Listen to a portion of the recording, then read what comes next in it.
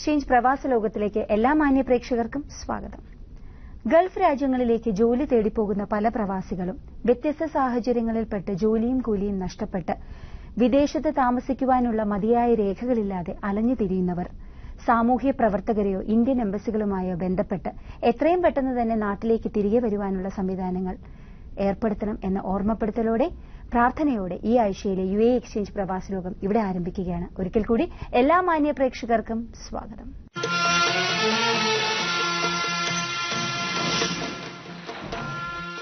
Salmiya മേഖലയിൽ വിദേശികൾ ആക്രമിക്കപ്പെടുന്ന സംഭവം കോഴിക്കോട് ജില്ലാ NRI അസോസിയേഷൻ ഭാരവാഹികൾ ഇന്ത്യൻ സ്ഥാനപതി സതീഷ് സി മേത്തയുടെ ശ്രദ്ധയിൽപ്പെടുത്തി. ഈ മേഖലയിൽ പിടിച്ചുപറിയും അക്രമവും വ്യാപകമാവുകയാണ്. ഇന്ത്യക്കാർ ഉൾപ്പെടെ നിരവധി പേർ ആക്രമിക്കപ്പെട്ടു. കയ്യേറ്റ ശ്രമത്തെ ചെറുത്ത ഇന്ത്യക്കാരന് ജീവഹാനി നേരിട്ട സംഭവവും ഉണ്ടായി. പോലീസ് ചമഞ്ഞെത്തുന്നവരാണ് അക്രമം നടത്തുന്നത്. സാൽമിയയിലെ സ്ഥിതിഗതികളെക്കുറിച്ച് കുവൈറ്റ് ആഭ്യന്തര മന്ത്രാലയം അധികൃതരുമായി ഇതിനകം ചർച്ച നടത്തിയതായി സ്ഥാനപതി അറിയിച്ചുവെന്ന് അസോസിയേഷൻ ഭാരവാഹികൾ അറിയിച്ചു.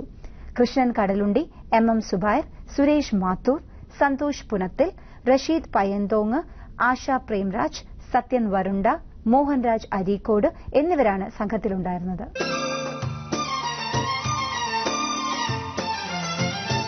പതിമൂന്ന് വർഷങ്ങൾക്ക് മുമ്പ് സൌദി അറേബ്യയിലെ അഫ്രൽബാത്തിലേക്ക് പോയ നെയ്യാറ്റിങ്കര സ്വദേശി ഷാജി തങ്കയ്യന്റെ തിരിച്ചുവരവിന് വേണ്ടിയാണ് അദ്ദേഹത്തിന്റെ സഹോദരിയും അച്ഛനും അമ്മയും രണ്ടാം തവണയും പ്രവാസ ലോകത്തെ തേടിയെത്തിയിരിക്കുന്നത്. 2010 പ്രവാസ ലോകത്തിൽ സംപ്രേഷണം ചെയ്തതിനെ തുടർന്ന് ഷാജി തുടരെ വീടുമായി ബന്ധപ്പെട്ടിരുന്നെങ്കിലും നാട്ടിലേക്ക് വരുവാൻ കൂട്ടാക്കിയിരുന്നില്ല. ഷാജിയുടെ തിരിച്ചുവരവ് മാത്രമാണ് ഇന്ന് ഈ കുടുംബത്തിന്റെ ഏക ലക്ഷ്യം. ഇവർക്ക് എന്താണ് നമ്മളോട് കൂടുതൽ ഷാജിയെക്കുറിച്ച് പറയാനുള്ളതെന്ന് ഇവരോട് തന്നെ ചോദിച്ചറിയാം. നമ്മളന്ന് ഇത് നിങ്ങളുടെ പ്രക്ഷേപണം ചെയ്തിരുന്നല്ലോ. ഇവിടെ വന്ന് നമ്മൾ പ്രക്ഷേപണം ചെയ്തു. ഷാജി വീട്ടിലേക്ക് വിളിച്ചു അല്ലേ? വീട്ടിലേക്ക് വിളിക്കുകയോ ചെയ്തു. വരാൻ കൂട്ടാക്കുന്നില്ല. 2 മാസം കഴിഞ്ഞ് വരാന്നാണ് മറുപടി കിട്ടിയത്.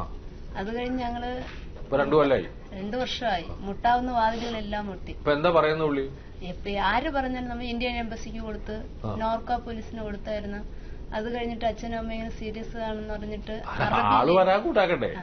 ഇതിലെ പ്രശ്നം എന്താ വെച്ചാല് ആളെ നമ്മൾ കണ്ടെത്തും. അറബി വിടാത്തത് അല്ല, അറബി വിടാത്താണോ അദ്ദേഹം വരാൻ കൂട്ടാക്കാത്താണോ?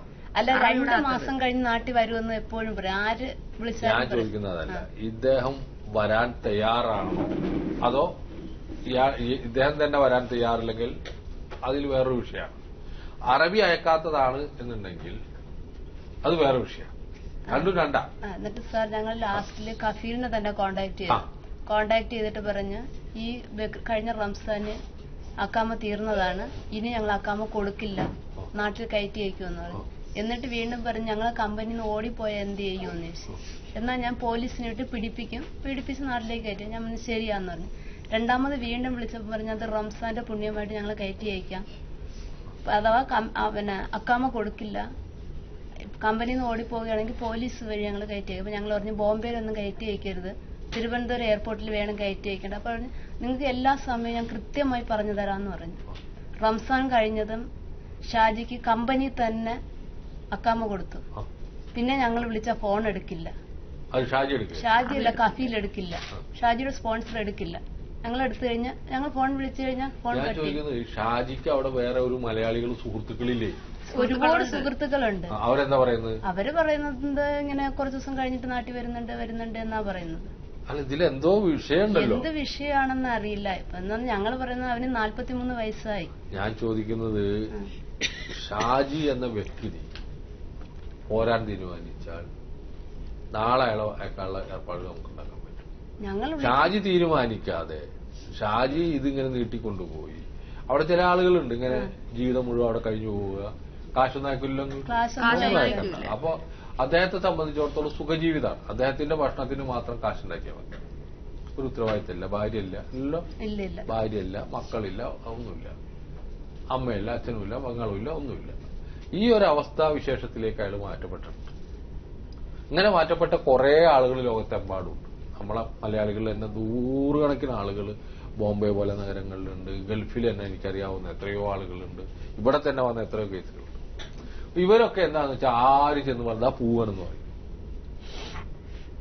പോരില്ല, ആരുപദേശിച്ചിട്ടും കാര്യം. അപ്പൊ ഈ സുഹൃത്തുക്കളൊക്കെ ഒക്കെ അവർ പറയുന്നുണ്ട്. ഈ അറബിയെ നമ്മൾ കുറ്റം പറഞ്ഞിട്ടൊന്നും ഒരു കാര്യമില്ല. അറബിയുടെ അടുത്ത് നന്നായി പെരുമാറുന്നുണ്ടാവും, ജോലി ചെയ്യുന്നുണ്ടാവും, കാശ് വാങ്ങിക്കുന്നുണ്ടാവും. അത് വേറെ ചിലപ്പോൾ മദ്യപിച്ചിട്ടോ അല്ലെങ്കിൽ സുഹൃത്തുക്കളായിട്ടോ അങ്ങനെയായിട്ടോ ഇങ്ങനെയായിട്ടോ ഒക്കെ നാട്ടുകാര്യങ്ങളൊക്കെ ആയിട്ട് കഴിഞ്ഞു പോകുന്നുണ്ടാവും. അങ്ങനെയൊക്കെ ഉള്ള സ്വഭാവമുള്ള ആളല്ലേ? മദ്യപാനൊന്നും ഉള്ളതല്ല. അല്ല, ഞാൻ പറഞ്ഞ വേറെ എന്തെങ്കിലും പൊതുപ്രവർത്തനം എന്തെങ്കിലുമൊക്കെ ഉണ്ടാവും. മുമ്പ് ഇങ്ങനെ ലോട്ടറിയുടെ എന്തെങ്കിലും സാധനത്തിൽ പെട്ടുപോയിട്ടുണ്ടാവും. ഇപ്പൊ അങ്ങനെയുള്ളതൊന്നും അറിയില്ല എന്ന് പറഞ്ഞു കൂട്ടുകാര്. നമുക്ക് നോക്കാമല്ലോ. അതിപ്പോ എന്താ പറയുന്നത്, എന്താ പറയലേ? ഒരു മകനേ ഉള്ളൂ. അത് മനസ്സിലായി, നിങ്ങളുടെ പക്ഷം നമുക്ക് മനസ്സിലാവാനില്ല. ഞങ്ങള് നമ്മളെ സംബന്ധിച്ചിടത്തോളം നിങ്ങളുടെ മകനെ നിങ്ങളുടെ അടുത്തേക്ക് ഫോണിലൂടെ ബന്ധപ്പെടുത്തി തന്നു. ആളവിടെ ഉണ്ട് എന്ന് നമ്മൾ ഉറപ്പാക്കി തന്നു. വീട്ടിലേക്ക് വിളിക്കാൻ തുടങ്ങി. ഇങ്ങനെയെല്ലാം നമ്മൾ ചെയ്യിച്ചു. ഇപ്പൊ എന്താ വെച്ചാൽ അദ്ദേഹം 2 വർഷമായിട്ട് നിങ്ങളെ പറഞ്ഞു പറ്റിക്കുകയാണ്. ഇങ്ങനെ ഇന്ന് വരാം, നാളെ പറയാം. അപ്പോ ഇത് പ്രക്ഷേപണം ചെയ്യുന്നത് നമ്മൾ ഒന്നുകൂടി ഇയാൾ വന്നെങ്കിലോ എന്നുള്ളതില്ല. സാധാരണ ഞങ്ങൾ ഈ കേസുകൾ എടുക്കാറില്ല. ഒരു പ്രാവശ്യം ഞങ്ങൾ ചെയ്ത് അതിന് റിസൾട്ട് ഉണ്ടായ കേസുകൾ ഞങ്ങൾ എടുക്കാറില്ല. ഒന്നുകൂടി നമുക്ക് നോക്കാം. സൗദി അറേബ്യയിലെ പ്രവാസലോകം പ്രേക്ഷകരോടും പ്രവർത്തകരോടും കൂടിയാണ്. ഷാജിയുടെ ഈ വിഷയം ഇവിടെ മുമ്പ് ചർച്ച ചെയ്തിട്ടില്ല, 2 വർഷം മുമ്പ്.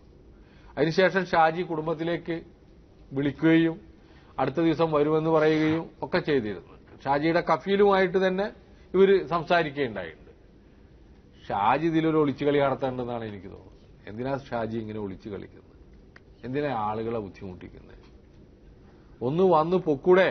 43 വയസ്സായില്ലേ? ഈ അച്ഛനെ അമ്മനെ ഇങ്ങനെ ഇട്ട് ചെയ്യണ? പൈസയെ അയക്കില്ല, പോട്ടെ, ഒന്ന് വന്ന് കണ്ട് അവരതാക്കിയിട്ട് പൊക്കൂടെ? ഏക മകനാ താൻ, അല്ലേ? ഏക മകനാ. സഹോദരി വന്നിരിക്കുന്നുണ്ട്. ഷാജി ഈ ഒരു ഞങ്ങൾക്കും പണി ഉണ്ടാക്കല്ലേ വല്ലാതെ. ഞങ്ങളും ഇങ്ങനെ ഇത് എത്ര പ്രാവശ്യം ചെയ്യുക? 2ാമത്തെ പ്രാവശ്യം. ഞങ്ങൾ ഒരിക്കലും ചെയ്യാറില്ല, ഷാജിക്ക് വേണ്ടിയിട്ടാണ് ചെയ്യുന്നത്. ഞങ്ങൾ ഈ പരിപാടി ചെയ്യാറില്ല. 2 പ്രാവശ്യം ഒരിക്കലും ഒരാളെ കാണണ്ടായ 2ാമത്തെ പ്രാവശ്യം ഞങ്ങൾ കൊടുക്കാറില്ല. ഈ അച്ഛനെ അമ്മയുടെയും പെങ്ങളുടെ ഒക്കെ നിർബന്ധത്തിന് വഴങ്ങിയിട്ടാണ് ഞങ്ങൾ ചെയ്യുന്നത്. എന്തുകൊണ്ടെന്നാൽ ഒരു പ്രാവശ്യവും കൂടി ഞങ്ങൾ ചെയ്യാമെന്നുള്ള നിലയിൽ. അപ്പോൾ ഷാജിയുടെ സുഹൃത്തുക്കൾ, പ്രവാസലോകം പ്രേക്ഷകർ, പ്രവർത്തകർ ഒക്കെ തന്നെ ഈ കാര്യത്തിൽ ഒരു നിലപാട് സ്വീകരിക്കണം. ഷാജി തന്നെ ഒരു നിലപാട് സ്വീകരിക്കണം. ഇതിൽ പ്രധാനമായിട്ട് നിലപാട് സ്വീകരിക്കേണ്ട ആൾ ഷാജിയാണ്. ഒന്ന് വരിക, അതാണ് ഏറ്റവും വലിയ നിലപാട്. അതോടുകൂടി ഈ പ്രശ്നം അവസാനിച്ചു. ഒരിക്കൽ വന്ന് കുടുംബങ്ങളെ കണ്ട് പോയി കഴിഞ്ഞാൽ പിന്നെ നമുക്ക് എന്താണെങ്കിൽ ആലോചിക്കാതെ വരുമ്പോഴല്ലേ? ഇവിടെ വരുമ്പോൾ കംപ്ലീറ്റ് താൻ മാറും. അപ്പൊ ഷാജി എങ്ങനെയെങ്കിലും അടിയന്തരമായിട്ട് നാട്ടിലെത്താൻ വേണ്ടിയിട്ടാണ് ഇവർ വീണ്ടും ഞങ്ങളെ സമീപിച്ചിട്ടുള്ളത്. പ്ലീസ് ഷാജി ഒന്ന് വാ. തന്റെ അച്ഛന് വേണ്ടി, അമ്മയ്ക്ക് വേണ്ടി, സഹോദരിക്ക് വേണ്ടി ഞങ്ങൾ നിങ്ങളോട് അപേക്ഷിക്കണം, താണുകയാണ് അപേക്ഷിക്കണം. ഷാജി വാ. നമ്മളെ പ്രവാസലോകം പ്രവർത്തകരോട് ഷാജിയോട് വീണ്ടും പറയുക, ഒന്ന് നാട്ടിൽ പോകാൻ പറയുക. എന്തൊക്കെ ചെയ്യാൻ പറ്റാന്നുണ്ട് നിങ്ങളും ചെയ്യുക. എറണാകുളം ഹൈക്കോടതിയിൽ നടന്ന പ്രവാസി ലോക അദാലത്തിൽ നീതി തേടുന്ന പ്രവാസികൾക്കുള്ള പ്രശ്നങ്ങൾക്ക് ഉത്തരം തേടി. സുൽത്താനേറ്റ് ഓഫ് ഒമാനിലെ അഭിഭാഷകൻ അഡ്വക്കേറ്റ് ഗിരീഷ് കുമാർ, UAE-യിലെ അഭിഭാഷകൻ അബ്ദുൾ അസീസ് മുഖ്യ അതിഥികളായി എത്തിയ അദാലത്തിൽ ജില്ലാ ജഡ്ജിയും കേരള ലീഗൽ സർവീസ് അതോറിറ്റിയുടെ സെക്രട്ടറിയുമായ P. മോഹനദാസ്, ഖത്തർ ബഹ്റിൻ മുൻ അംബാസിഡറുമായ ഡോക്ടർ ജോർജ് ജോസഫ്, മുൻ MP അഡ്വക്കേറ്റ് സംവാൻ Thomas, advocate Prakash, advocate Subhash Chandra, advocate Sebastian തുടങ്ങിയവർ അദാലത്തിന് നേതൃത്വം നൽകി. പ്രവാസലോകം സംവിധായകനും പ്രവാസി ലോക അദാലത്തിന്റെ മുഖ്യ സംഘാടകനുമായ റഫീഖ് റാവുത്തർ അദാലത്തിന്റെ മോഡറേറ്ററായിരുന്നു.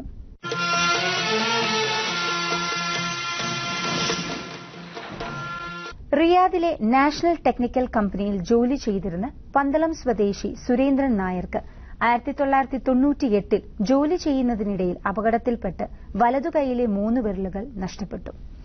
ഗുരുതരമായ പരിക്കുകളോടെ സുരേന്ദ്രൻ നായർ ഇൻഷുറൻസ് ഹോസ്പിറ്റലിൽ പ്രവേശിക്കപ്പെട്ടു. പിന്നീട് സുരേന്ദ്രൻ നായരെ നാട്ടിലേക്ക് തിരിച്ചയച്ചു. ജോലിക്കിടെയുണ്ടായ അപകടത്തിൽ ലഭിക്കേണ്ട യാതൊരു പരിഗണനയും സാമ്പത്തിക സഹായവും തനിക്ക് ലഭിച്ചില്ല എന്നാണ് സുരേന്ദ്രന്റെ പരാതി. സുരേന്ദ്രന്റെ കേസ് നമുക്ക് കാണാം. Case number 2 Surendran Nair. ഞാൻ ആന്റണി സാറിന് 2009 ഒരു പരാതി കൊടുത്തിരുന്നു. പരാതി ഇതുപോലെ തന്നെ എനിക്ക് കോമ്പൻസേഷൻ കിട്ടണമെന്നും പറഞ്ഞു. അപ്പൊ അതിന് പ്രവാസകാര്യമന്ത്രി ആയിരുന്ന വയലാർ രവി സാറിന്റെയും ഒക്കെ ഓരോ ലെറ്റർ വന്നു, ഇതെല്ലാം റിയാദിൽ കൊടുത്തിട്ടുണ്ടെന്നും പറഞ്ഞു. അപ്പൊ റിയാദിൽ നിന്ന് എംബസിയിൽ നിന്ന് ഒരു ലെറ്റർ വന്നു, ഇത് പിന്നെ കമ്പനിയുടെ ഫാക്സും എന്റെ ടെലിഫോൺ നമ്പറൊക്കെ അയച്ചു കൊടുക്കുന്നൊക്കെ പറഞ്ഞിട്ട് ഞാൻ അതൊക്കെ അയച്ചു കൊടുത്തു. അപ്പൊ വീണ്ടും എംബസിയിൽ നിന്ന് ലെറ്റർ വരുമോ, നിങ്ങൾ കമ്പനിയുമായിട്ട് കോൺടാക്ട് ചെയ്യും. ഇത് ശരിക്കും ഇൻഷുറൻസ് തുക അനുവദിച്ചത് 40% കോമ്പൻസേഷൻ കൊടുക്കാനെ കൊണ്ട് അനുവദിച്ചു. ഇത് നമുക്കറിയില്ലായിരുന്നു. എനിക്ക് ആക്സിഡന്റിന് ശേഷം ഉറക്കക്കുറവുണ്ടായി, അങ്ങനെ മാനസികമായിട്ട് കുറച്ച് തകർന്ന് കയറിപ്പോയി. ഈ പേപ്പറുകളൊക്കെ വീട്ടിൽ ഇങ്ങനെ വെച്ചിരുന്നു, ഇത് നോക്കിയൊന്നുമില്ല. അങ്ങനെയാണ് ഇത് സംഭവം. ഹോസ്പിറ്റലിൽ പോയ പേപ്പറാണെന്നും പറഞ്ഞാൽ ഇതെല്ലാം കൂടി തന്നെ അറിവിയിലായിരുന്നല്ല, അത് പെട്ടിയിൽ ഇങ്ങനെ സൂക്ഷിച്ചു വെച്ചിരുന്നു. നിങ്ങൾ എത്ര വർഷം അവിടെ ജോലി ചെയ്തതിന് ശേഷം? അവിടെ 2 വർഷം. 2 വർഷം. വിസ എത്ര നാളത്തേക്ക് ഉണ്ടായിരുന്നു? 2 വർഷത്തെ അഗ്രിമെന്റിനാ പോയ. തിരിച്ച് റിട്ടേൺ എനിക്ക് വരാൻ നേരത്തെ തന്നെ എക്സിറ്റ് അടിച്ച് വിടുമായിരുന്നു ഇത്. അപ്പൊ ഇതിനിടയ്ക്ക് പറയാനുള്ളതെന്ന് പറഞ്ഞാൽ എനിക്കൊരു 6000 ചില്ലുവാൻ റിയാൽ തന്നു ഈ ഹോസ്പിറ്റലിൽ നിന്ന് വന്നു കഴിഞ്ഞു. സാറേ ഈ അപകടം തന്നെയല്ലോ ഉണ്ടായത്. നിങ്ങളുടെ 40% കോമ്പൻസേഷൻ എന്ന് പറഞ്ഞാൽ 2 വർഷത്തെ സാലറിയുടെ 40% ആണ് ഈ പറഞ്ഞ തുക. അതെന്തോ എനിക്ക് തോന്നുന്നു ഓൾറെഡി നിങ്ങളുടെ ഇൻഷുറൻസ് ക്ലെയിം വർക്ക്മാൻസ് കോമ്പൻസേഷന്റെ സ്കീം പ്രകാരമുള്ള ഇൻഷുറൻസ് ക്ലെയിം തന്നു തോന്നുന്നു.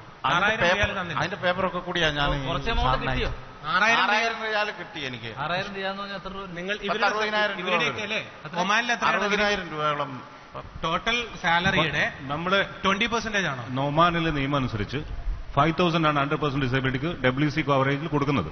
5,000 റിയാൽ 100% ഡിസേബിലിറ്റി ഉണ്ടവന് 5,000 റിയാൽ കിട്ടും.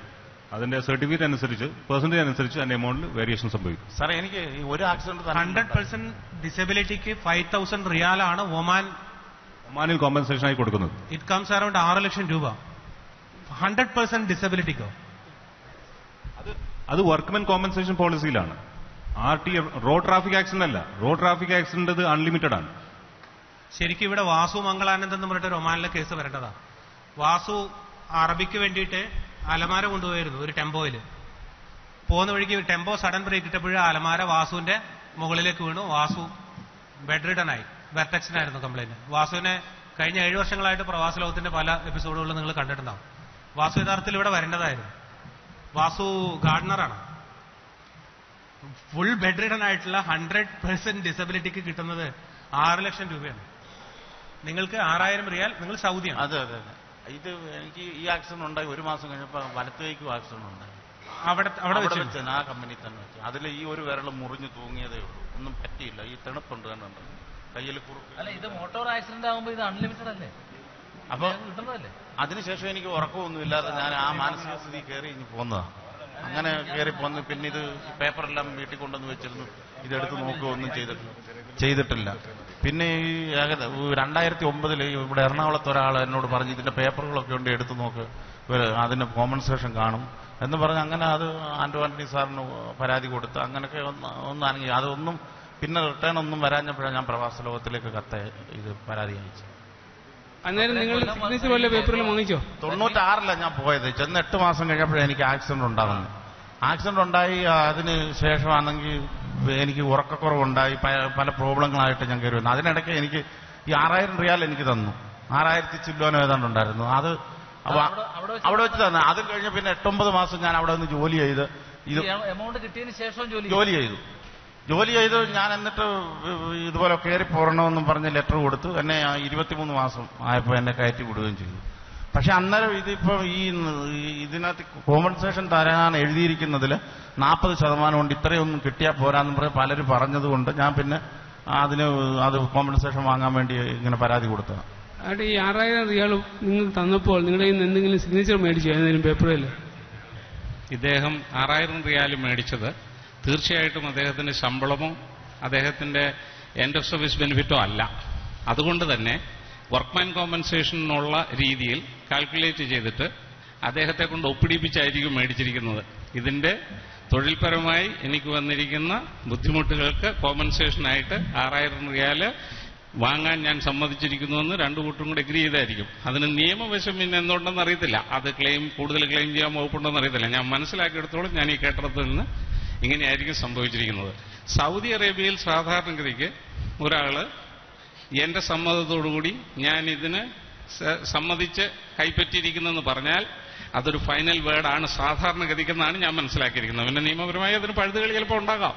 സാധാരണ നമ്മളൊരു എമൗണ്ട്, ഒരു ആക്സിഡന്റ് ഉണ്ടായിട്ട് ഒരു എമൗണ്ട്, കൺസോളിഡേറ്റഡ് എമൗണ്ട് കൊടുക്കുമ്പോൾ വാങ്ങുന്ന റെസീറ്റിന്റെ word received so much such and such amount towards a compensation for the work so and so for as the full and final settlement of the so ആ ഒരു word ചേർന്നാൽ പിന്നെ ഒരിക്കലും കിട്ടില്ല. അതെല്ലായിടത്തും അതെ, നമ്മുടെ UAE-ലും അതെ, ബാക്കിയുള്ളവരുടെ ആ വേർഡ് ഉണ്ടാവും നിങ്ങളുടെ കടലാസിൽ. For the full and final settlement of the workmen's compensation for the purpose. അതാണ് ഇനി കിട്ടാൻ മാർഗമില്ല. അതുകൊണ്ടാണ് 96-ൽ തന്നെ അത് തന്നു, അത് വാങ്ങി നിങ്ങൾ പോന്നു. ഇത്രയും കൊല്ലം സുരേന്ദ്രൻ നായരിന് ഇപ്പൊ ഇവര് പറഞ്ഞതിൽ നിന്ന് മനസ്സിലാകുന്ന ഈ ഡെത്ത് കേസിൽ പോലും മരണമുണ്ടായ ഒരു കാര്യത്തിൽ പോലും കൊടുക്കുന്ന എമൗണ്ട് പറഞ്ഞല്ലോ ഇവര് 5000 റിയാദ്. അതിൽ കൂടുതൽ നിങ്ങൾക്ക് കിട്ടിക്കഴിഞ്ഞു, നിങ്ങൾക്ക് 6000. അതും കിട്ടിയതെന്നാ 98-99 കാലത്ത്, വർഷങ്ങൾ ഇത്രയും കഴിഞ്ഞു. ഇപ്പൊ ഇനി ഒരു ലീഗലി എൻഫോഴ്സിബിൾ ഒരു ക്ലെയിം നിൽക്കുമെന്ന് എനിക്ക് തോന്നുന്നില്ല. ടേക്കപ്പ് ചെയ്യുകയാണെങ്കിൽ ടേക്കപ്പ് ചെയ്യാന്ന് മാത്രമേ ഉള്ളൂ. ടേക്കപ്പ് ചെയ്യാം, അത് എംബസി മുഖേന ടേക്കപ്പ് ചെയ്യുക എന്നുള്ളത് ഇപ്പോൾ ഒരു നമ്മുടെ ഒരു സ്ട്രോങ് കേസാണെന്ന് നമുക്ക് തോന്നുന്നില്ല. ഈ കേസ് ദയാപരമായി എംബസി മുഖേന 3 പേരിൽ പോയി ആള് ഇവിടെ അൺഫിറ്റ് ആണ് എന്നുള്ള നിലയിൽ വല്ലതും കിട്ടുമെങ്കിൽ എംബസി റൈറ്റപ്പ് ചെയ്തിട്ട് വാങ്ങാൻ നോക്കുക. അതേ ഉള്ളൂ സുരേന്ദ്രന്റെ കാര്യത്തിൽ ചെയ്യാം. വേറെയും അബദ്ധം പറ്റുന്നത് സൗദി അറേബ്യ പോലുള്ള രാജ്യങ്ങളില് ഇവരെ ഈ കോമ്പൻസേഷൻ എഗ്രിമെന്റ് സൈൻ ചെയ്യിപ്പിക്കുമ്പോൾ ഈ പറഞ്ഞ പോലെ നിങ്ങളുടെ മുഴുവൻ കോമ്പൻസേഷനുമാണ് നിങ്ങൾക്ക് ലഭിക്കുന്നതെന്നുള്ള എഴുതി വെച്ചിട്ടുണ്ടെങ്കിൽ ഇവരത് സൈൻ ചെയ്ത് കൊടുക്കുകയും പിന്നീട് സുരേന്ദ്രൻ വീണ്ടും ക്ലെയിമിന് പോയാൽ മറ്റേ കടലാസ് എടുത്ത് കാണിച്ചാൽ സുരേന്ദ്രന്റെ ക്ലെയിമിന് ഇവിടുന്ന് പറയുന്ന പോലെയല്ല. ഇവിടുന്ന് ഇപ്പൊ നിങ്ങളുടെ സുഹൃത്തുക്കൾ പറയുന്നു നിങ്ങൾക്ക് ഇനി നിയമപരമായിട്ട് സാധ്യതയുണ്ട്, കാരണം നിന്റെ 3 പേരിൽ പോയില്ലേ, ഇവിടെയാണെങ്കിൽ ഇത്ര കിട്ടില്ലേ എന്നൊക്കെ പറഞ്ഞ് നിങ്ങൾ ആദ്യത്തെ എഗ്രിമെന്റിൽ നിന്ന് ചിലപ്പോൾ നിങ്ങൾ അറിയാതെ സൈൻ ചെയ്ത് കൊടുത്തിട്ടുണ്ടെങ്കിൽ നിങ്ങൾക്ക് ഇനിയും ഈ കേസുമായിട്ട് മുന്നോട്ട് പോകാൻ പറ്റുമോ എന്നുള്ളത് അറിയില്ല. എന്തായാലും നിങ്ങളുടെ കേസും നമ്മൾ എംബസികളിലേക്ക് റെഫർ ചെയ്യുന്ന കേസുകളിൽ ഉൾപ്പെടുത്തും. അതിൽ എന്താ പ്രൊസീജിയർ ഉണ്ടാവുകയെന്ന് നോക്കാം. പ്രവാസി ലോക അദാലത്തിൽ ഉന്നയിക്കപ്പെട്ട നീതി തേടിയുള്ള പ്രശ്നങ്ങൾ പ്രവാസ ലോകത്തിന്റെ തുടർന്നുള്ള ഭാഗങ്ങളിൽ നമുക്ക് കാണാവുന്നതാണ്. ഇത്തരം നിയമപ്രശ്നങ്ങൾ അഭിമുഖീകരിക്കുന്നവർ പ്രശ്നപരിഹാരത്തിനായി ഞങ്ങളുടെ വിലാസത്തിൽ ബന്ധപ്പെടുക. ഞങ്ങളുടെ വിലാസം പ്രവാസ ലോകം, കൈർലി TV, കൈർലി ടവർ, പാളയം, ട്രിവാൻഡ്രം 34. ഞങ്ങളുടെ ഹോട്ട്ലൈൻ മൊബൈൽ നമ്പറുകൾ കേരളം ഇന്ത്യ, റഫീഖ് റാവുത്തർ 9847920104. ഞങ്ങളുടെ ഇമെയിൽ അഡ്രസ് pravasaloகம்@gmail.com. എന്ത് ജീവിത വൈഷമ്യങ്ങൾ ഉണ്ടായാലും ഒരു ടെലിഫോൺ വിളിയിൽ കുടുംബാംഗങ്ങളെ ആശ്വസിപ്പിക്കാൻ കഴിയുമെങ്കിൽ ആ അവസരം ഒരിക്കലും ഒരു പ്രവാസിയും നഷ്ടപ്പെടുത്തരുത് എന്ന ഓർമ്മപ്പെടുത്തലോടെ ഈ ആഴ്ചയിലെ പ്രവാസ ലോകം ഇവിടെ പൂർണ്ണമാകുന്നു. അടുത്ത ആഴ്ച നമ്മൾ വീണ്ടും കാണുന്നതുവരെ നന്ദി, നമസ്കാരം.